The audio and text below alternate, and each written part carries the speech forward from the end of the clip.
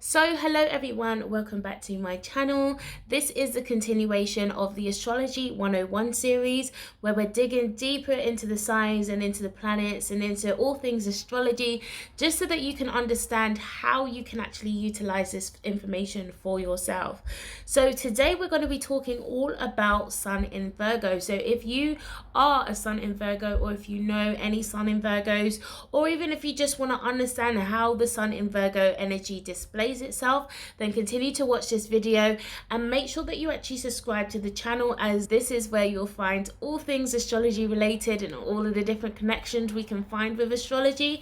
So make sure you keep subscribed and make sure you click that notification bell, just so that you can know to keep updated with all of the information that I'll be uploading on my channel. So let's start. So the Sun in Virgos. Now Virgo is ruled by Mercury, which is also co-ruled by Gemini. Both of these signs are very much connected to mental stimulation or mental ideas, or even how you process those ideas, those information, even how you communicate.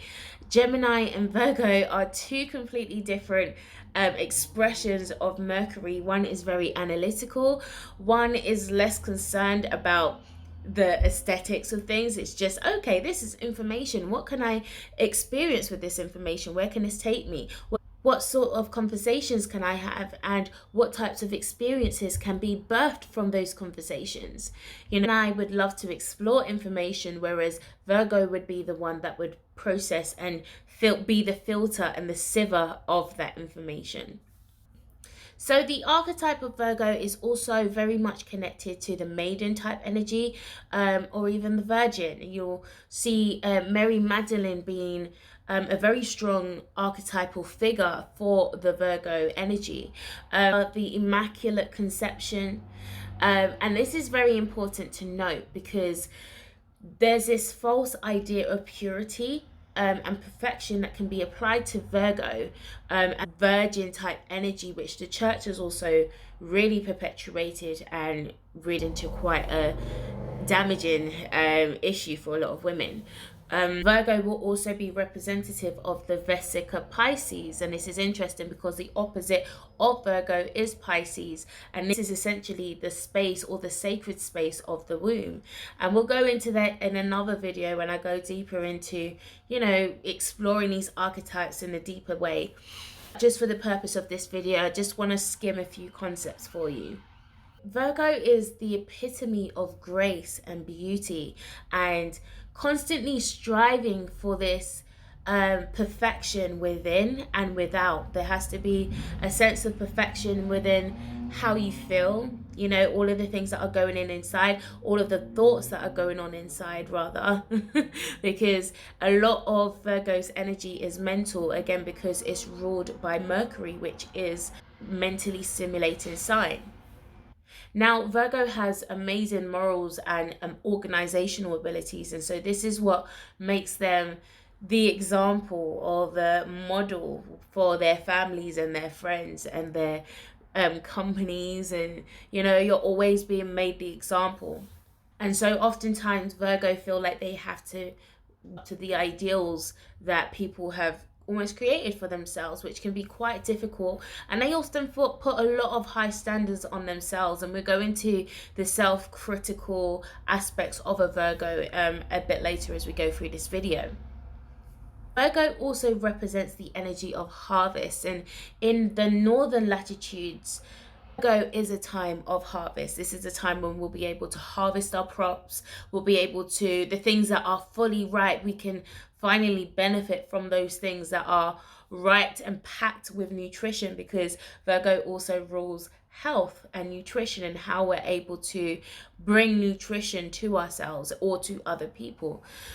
This time, crops are often sorted, harvests are often weighed, and then this is where measurements will come in and categorizations. And this is often a very strong representation of how Virgo displays its energy. About this concept of rightness. Now, Virgo is a very feminine energy, so it's often spoken from a feminine perspective because of that ability to nourish or bring forth, like bringing forth children. So when we look at the maiden, when the maiden is ripe, she's now blessed with all of the fruits of womanhood. She now understands herself and all of the different stages she has to go through as a woman, and can remain independent and whole from all of these stages and all of the responsibilities that were attached to these stages. Because especially as a woman, you know, you've got to be mother, partner, you know, doctor, this, that, all of you got to be every woman. And so Virgo can sometimes feel like this a lot of the time, often lose a lot of its independence in other people, just like Cancer can as well, because it's holding on to this ideal or this, you know, idea of purity and perfection, which is actually unattainable. So it will forever struggle with its identity because it needs to be able to understand that it is separate from the ideal. Coming to Virgo energy, I specifically like to encourage them to learn to separate that identity from their responsibilities, whether you're at home, whether you're at work, whether you're in the community. Learn to separate that and learn to have an element of self-care for self, because you can go around being the hero and being the example and being this and being all of these boxes. Virgo is also an earth energy, so it can be quite regimented, or quite rigid. You can put yourself in a box, but it's for you to learn how to break free. And this is what the opposite of Pisces, with the opposite of Virgo being Pisces, this is how that polarity plays out, because Pisces just wants to be able to flow. It doesn't want to be in a box. It wants to be able to retreat and be in itself and just express. Like, Pisces can be very wild at times, you know. It has a very wild, uncontained expression. And so sometimes Virgo will feel like it can't explore that expression because it's stuck in that box. And so I really encourage you guys to learn to break out of it. You know, that box is not for you to just stay in. You know, you're so much more than these ideals and standards that you've created for yourself.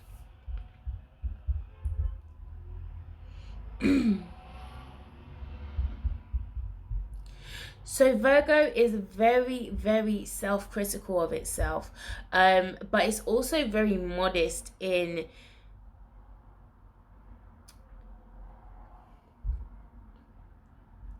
So Virgo is one of the most critical signs in terms of criticism. It can criticize other people, both positively and be quite modest, and they can be quite humble people. Can be, although there's always a flip side to everything. They can be quite discreet. They're very, very private people, so they want to be able to maintain an element of privacy to themselves, and be able to be quite reserved as well. Not feel like they have to be all up in everything. They're not really a Leo, and there can be a clash between Virgo and Leo, even though there's a little semi-sextile there, because even though Virgo may not be as creative and expressive and, you know, inspirational and just, you know, true in the way that it expresses itself, Virgo is very skilled. Virgo is all about skill. And so this sign is very much connected with techniques and crafts. Probably really, really good for Virgo, because this means that Virgo can continually strive for improvement, better in its skill and better in its craft and better in its technique, so it can be of better service to people and wherever those people are, again, in the family, at work, or in the community. Very concerned about how things function.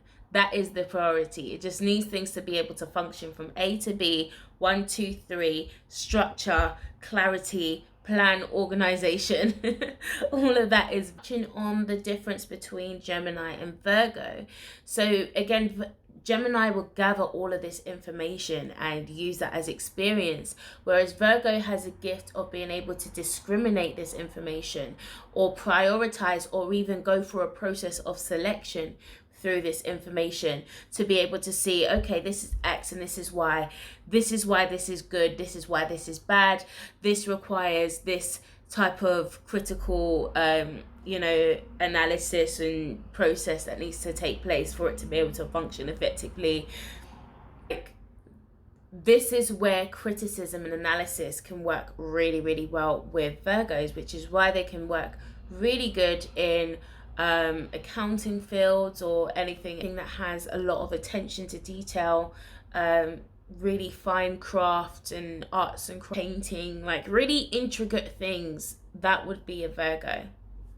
One of the things to notice with Virgos is that the more that you see perfection lacking in the things around you, is the more that you will end up subconsciously reflecting a lot of your own imperfections and not realize that that is the mirror that's actually being presented back to you. Virgo is Pisces, which is representative of the collective unconscious. So all of the things that may irritate you with people, why do you not do this? Why do you not do that? That's actually an element of what you actually do with people. So, and this is again with everyone, but again, this is just another way of how you can see this through this polarity.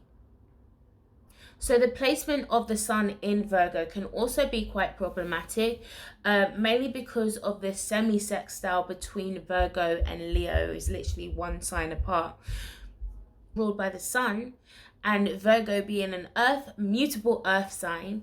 Mutable, they act like dust. So what can dust do? Dust can sometimes obscure your view, so it can obscure the light of the sun. So the sun's natural energy is not able to fully reach particular areas because there's certain things that are blocking it, and that block can often be yourself. Sometimes you can literally kick up a lot of dust that can really not allow you to see who you truly are, because identity is something that is is really a strive for. Again, sun is representative of your own identity, or the entity that you're growing into. So this dust, this ideal, this expectation, these are the things that can block and blind you from who you truly are, because you'll often find yourself clinging to those things. That is coolness. Coolness may manifest as a lack of enthusiasm or energy or level-headedness or objectivity. So so it's just like, girl, it's really not that serious. Like, guy, it's really not that serious. Like, why are you just, it doesn't have to take all of that. But with Virgo, it is that intense. And so you also act as like a hyper worker. It always has to be busy, it always has to be on the go. Again, another influence of Mercury. So that type of energy or that type of influence, you often suck the fun out of life, because everything is work. Everything is, no, I have to do this because of this and da da da da da. It's like, no, just live life. Learn to relax, learn to meditate, learn to just see the beauty in just the simple things, which is again another element of Virgo. One of the transcendental potentials of Virgo is of self-examination, because it's not an easy thing. Examination, realizing that you are not perfect and you will not be perfect. Everything is imperfect, and it's just the way it is. That is where you'll really begin to develop true humility, because you'll be able to see, okay, it's really not that deep. It's actually, I'm making it more complicated than it needs to be. The nervous system, and so there can be a lot of worrying, a lot of anxiety, constant worry. You'll often find this with Virgo risings. Their face may naturally kind of have like this look of worry on their face, and it's like nothing's wrong, they just naturally have it imprinted, because it's always worrying if is this okay, is this going to be okay, is children going to be okay, is this at work going to be okay. And it's just a constant state of anxiety, constant state of mental overthinking, thinking of those processes you can have going on in your head, Virgo, and especially Virgo, is because it's dealing with the conscious mind. To start to meditate a bit more and just relax and take things a bit easy, because your anxiety can often take you into places that you don't need to be. Your anxiety can start unveiling things that were never there. Fears that fuels your anxiety is often the fear of things going wrong, and accompanied by your fear of being blamed. You're the reason why this went wrong, because you were like, no, this is planned. This is your insecurity is that you assume that it's your fault, and you may often react by hiding and avoiding responsibility.